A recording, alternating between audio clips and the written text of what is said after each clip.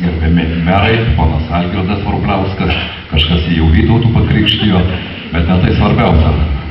Labas vakaras, gerbiamas miesto merė, Jurgita Krasnicke. Labas vakaras, vicemerė, jeigu toks yra ir vicemerė, be jokios abejonės. Labas vakaras tie, kurie mėgsta teatrą. Praėjusiais metais mūsų krašto žiniasklaida nutarė iš tikrųjų pažvelgti į perspektyvą ir štai šiais metais dirbdami komisijoje, ko mes pasigėdome. Mes pasigėdome ko gero naujumo, naujų žingsnių, bet suradome štai būtent šį Klaipėdos jaunimo teatrą, Valentiną Masalskį, ir būtent jam mes norime įteikti šį apdovanojimą už kūrybinę perspektyvą. Sveikiname.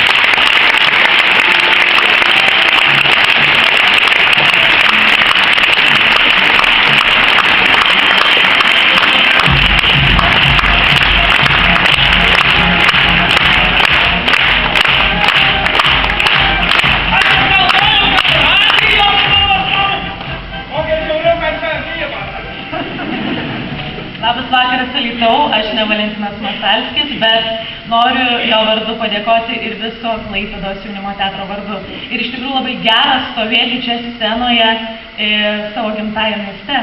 Ir ačiū Alytau ir ačiū publikai, be jūsų nebūtų teatro.